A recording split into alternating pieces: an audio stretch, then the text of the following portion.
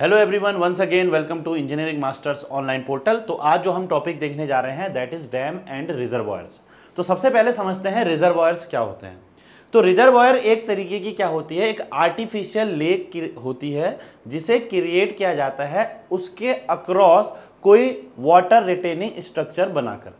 और ये water retaining structure हमारे कौन होते हैं, डैम होते हैं।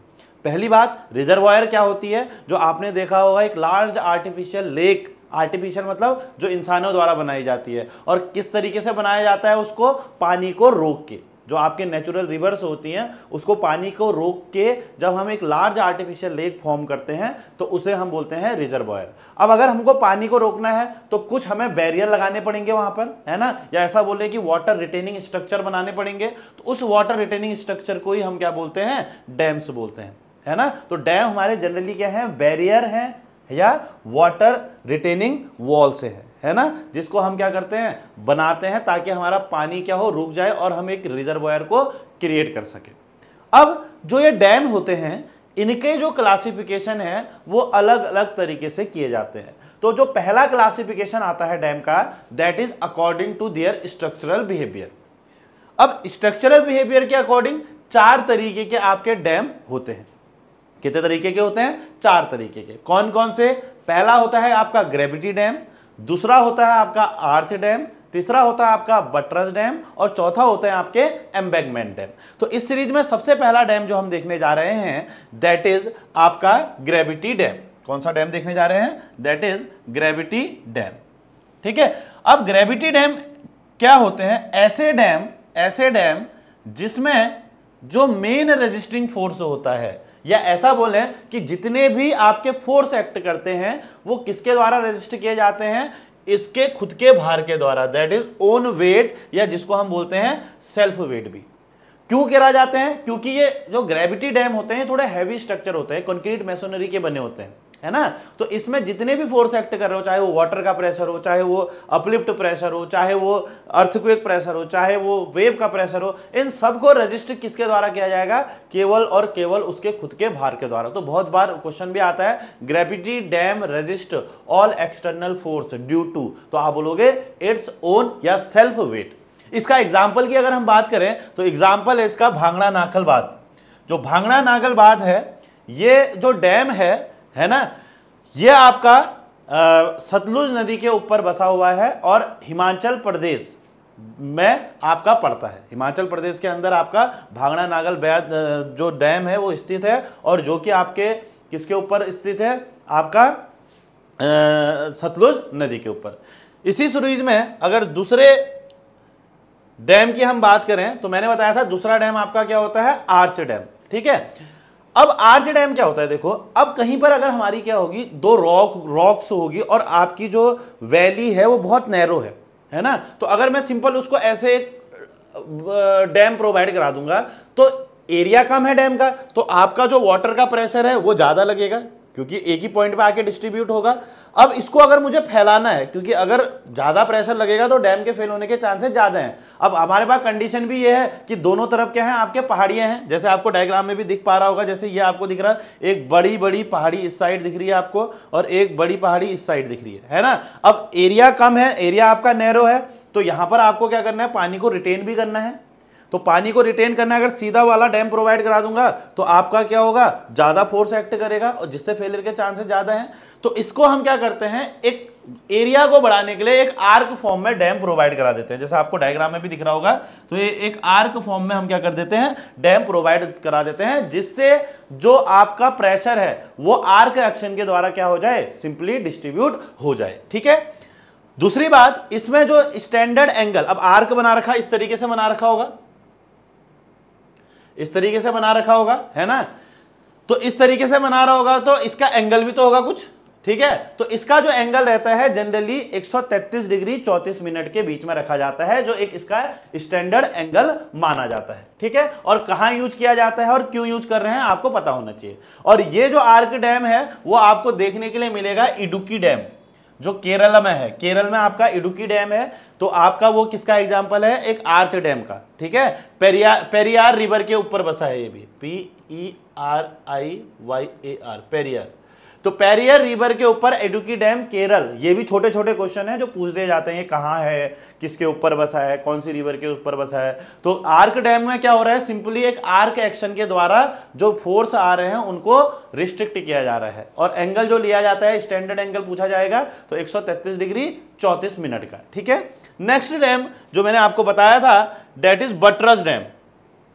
तो बटरस डैम कुछ नहीं, एक तरीके का आपका ग्रेविटी डैम होता है, बस इसमें क्या करते हैं हम एडिशनल में इस तरीके के बटरस सपोर्ट दे देते हैं। आपको दिख रहा होगा ये ट्राइंगुलर फॉर्म में इस तरीके के सपोर्ट हम इनको दे देते हैं, तो इसी डैम को हम क्या बोलते हैं, बटरस डैम। ठीक है, तो दिखा भी है देखो, a buttress dam consist of a water retaining sloping membrane और deck on the upstream which are generally in the form of equally spaced triangle reinforced with concrete slab। ये आपको दिख रहे हैं equally spaced triangle reinforced with concrete slab, यहां भी दिख रहा है और यहां भी दिख रहे हैं। तो इसे हम कौन सा डैम बोलते हैं, दैट इज बटरस डैम। तो ये किसके अकॉर्डिंग सारी की सारी आपका क्लासिफिकेशन बता रहे हैं अभी हम, स्ट्रक्चरल बिहेवियर के अकॉर्डिंग। किसके अकॉर्डिंग बता रहे हैं, स्ट्रक्चरल बिहेवियर के। ठीक है, नेक्स्ट आते हैं जो आपके होते हैं that is embankment dam. Embankment dam बोल दो, या बहुत कॉमनली इनको अर्दन डैम भी बोला जाता है। क्या बोला जाता है, अर्दन डैम। तो ऐसे डैम जो अर्दन मटेरियल के बेसिकली बने होते हैं तो उन्हें हम क्या बोलते हैं, आपका अर्दन डैम या एम्बैंकमेंट डैम। ठीक है, तो ये लोग अब देखो, क्योंकि क्या होंगे, अर्थ मटेरियल के बने होंगे, लाइक सॉइल हो गया, अगर आपका कभी कभी इसमें क्या करी जाती है, रॉक के जो छोटे छोटे पार्टिकल है उसकी भी फिलिंग करी जाती है, तो अर्दन रॉक फिल डैम है ना। तो अर्थ मटेरियल के जो भी बने होंगे उनको हम क्या बोलते हैं, एम्बैंकमेंट डैम या अर्दन डैम। अब देखो जो ग्रेविटी डैम वगैरह थे उनमें, जैसे ग्रेविटी डैम की बात करी तो वहां पर जो रेजिस्टिंग फोर्स था कौन था, सेल्फ वेट था। आर्क डैम की बात करी तो वहां पर जो रेजिस्टिंग फोर्स था तो उसका खुद का भार भी, पर किसके द्वारा रोका जा रहा था, रेजिस्ट किसके द्वारा किया जा रहा था, आर्च एक्शन के द्वारा। ऐसी बटरस डैम में भी हम क्या कर दे रहे थे, सपोर्ट प्रोवाइड कर दे रहे थे। अब अगर मैं बोलूं आपको एम्बैंकमेंट डैम की बात या अर्दन डैम की बात, तो जो एम्बैंकमेंट डैम है या अर्दन डैम है ये अपनी स्ट्रेंथ कहां से गेन करते हैं, तो ये स्ट्रेंथ गेन करते हैं शियर स्ट्रेंथ ऑफ सॉइल से। किससे, इट्स शियर स्ट्रेंथ, उनकी शियर स्ट्रेंथ, जो शियर स्ट्रेंथ बोल दो या शियर स्ट्रेंथ ऑफ सॉइल बोल दो, है ना। तो उससे वो अपनी स्ट्रेंथ को क्या करते हैं, गेन करते हैं। और इसका सबसे बढ़िया एग्जांपल है हमारा जो टिहरी डैम है। जो हमारा टिहरी डैम है, बहुत लोग बोलते हैं एम्बैंकमेंट डैम है, अर्दन डैम है, तो ये एक तरह से क्या है आपका अर्दन एंड रॉकफिल डैम है। कैसा डैम है, हुआ तो एम्बैंकमेंट के अंदर ही, अर्दन एंड रॉकफिल डैम है, बहुत बार एग्जाम में पूछा जाता है।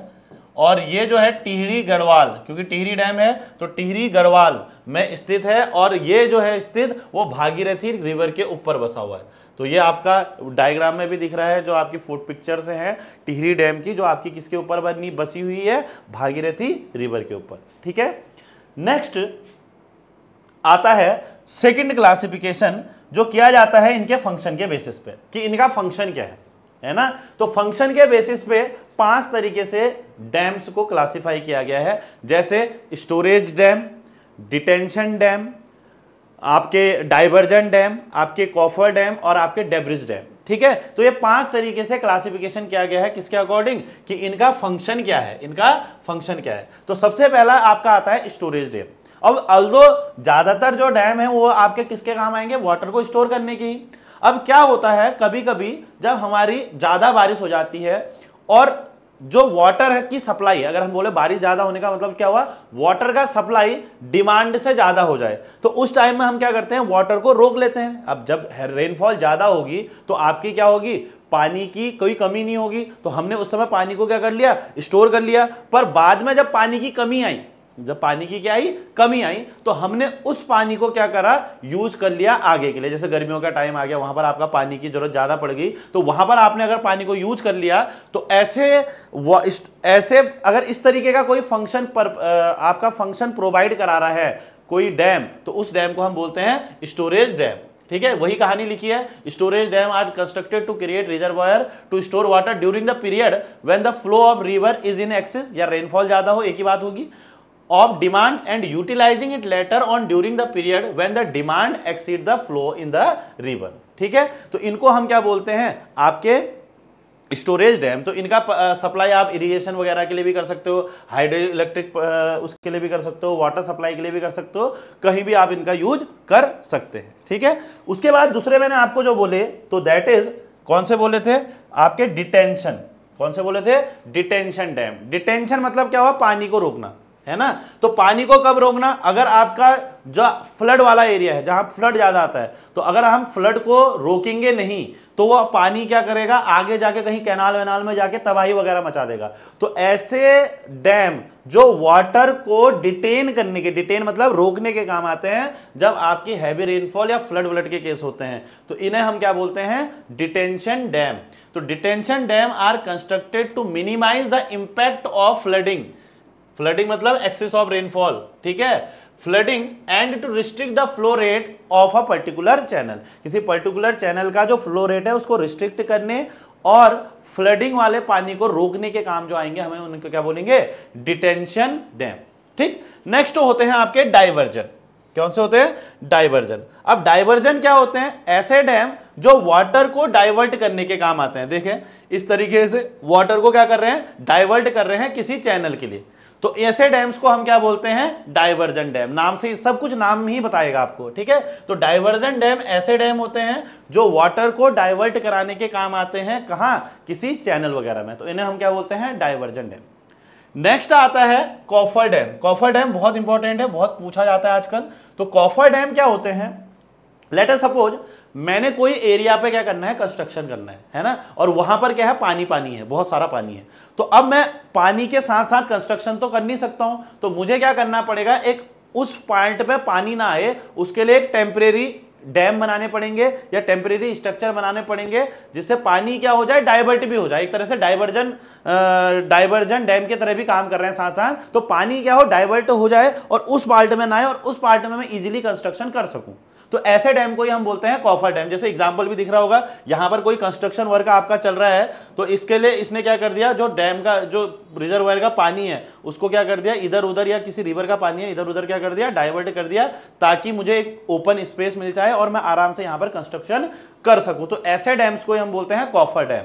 तो coffer dam is a temporary dam constructed to exclude the water from a specific area और it also behaves as a diversion dam। ठीक है। अब देखें, नेक्स्ट आते हैं आपको डेब्रिज डैम। इसी के अकॉर्डिंग लास्ट आपका क्या आ गया? Debris dam. तो डेब्रिज डैम क्या होता है? डेब्रिज का मतलब ही क्या होता है? कूड़ा कचरा, ये सारी चीजें है ना, या सिल्ट वगैरह। तो ऐसे डैम जो आपका कूड़ा कचरा हो गया या आपका सेडिमेंट सिल्ट हो गया, इनको होल्ड करने के काम आते हैं आपको, उन्हें हम क्या बोलते हैं? Debris dam. तो लिखा भी है, debris dam is constructed to catch मतलब पकड़ना, और retain debris oblique silt flowing along with the water in the river. ठीक है, जो रिवर में सिल्ट वगैरह जा रही है या आपके जो कचरा कुचरा जा रहा है उसको होल्ड करने के लिए जो डैम हम यूज करते हैं, तो दैट इज डेब्रिज डैम। तो फंक्शन के अकॉर्डिंग भी हमारे डैम का क्लासिफिकेशन कितने तरीके से किया गया है? दैट इज 5 तरीके से। ठीक है, कौन कौन से मैंने आपको बता दिए थे? तो दैट इज सबसे 1 स्टोरेज, डिटेंशन, आपका तीसरा diversion, coffer dam and debris dam. ठीक। अब नेक्स्ट क्लासिफिकेशन आता है आपका हाइड्रोलिक डिजाइन के हिसाब से। किसके हिसाब से आता है? हाइड्रोलिक डिजाइन के हिसाब से। तो हाइड्रोलिक डिजाइन के हिसाब से 2 टाइप के होते हैं, ओवरफ्लो और ओवरफॉल डैम, और दूसरे नॉन ओवरफ्लो। तो ओवरफ्लो कब बोलेंगे? जब आपका जो पानी है वो क्रेस्ट के ऊपर से पास होके चले जाएगा।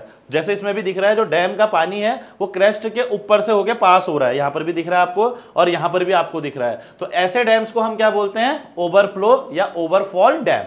तो an overflow dam is a type of dam constructed with a crest to permit the overflow of surplus water which cannot be retained in the reservoir। जो रिजर्वायर में रिटेन नहीं रह सकता, वो पानी आपका क्या हो जाए? ओवरफ्लो होके आउट हो जाए। तो ऐसे डैम को हम क्या बोलते हैं? ओवरफ्लो या ओवरफॉल डैम। ठीक है। नेक्स्ट आते हैं इसी के अकॉर्डिंग, दैट इज दूसरा नॉन ओवरफ्लो। तो नॉन ओवरफ्लो मतलब क्या हुआ कि आपका जब पानी इस क्रेस्ट से होके ऊपर से होके पास ना होगा, एक तरह से आप समझे। तो नॉन ओवरफ्लो क्या होंगे? जो आपके कंट्रोल करे जाएंगे गेट वेट के थ्रू, तो उन्हें हम क्या बोलेंगे? नॉन ओवरफ्लो डैम, जिसमें पानी जो है इस क्रेस्ट से पास नहीं हो रहा है, मतलब इसके नीचे ही है, तो इसको हम क्या बोलेंगे? Non overflow dam. ठीक है।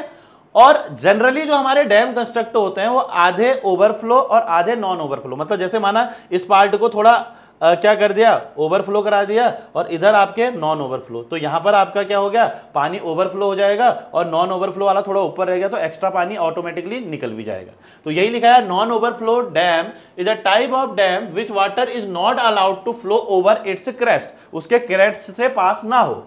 और in most of the cases a part of length of a dam is designed as an overflow dam while the rest is designed as non overflow dam। ठीक है, और जो लास्ट हमारा classification आता है डैम का, वो किसके बेसिस पे आता है, मटेरियल के बेसिस पे। तो मटेरियल के बेसिस पे हमारे दो होते हैं, that is rigid and non rigid.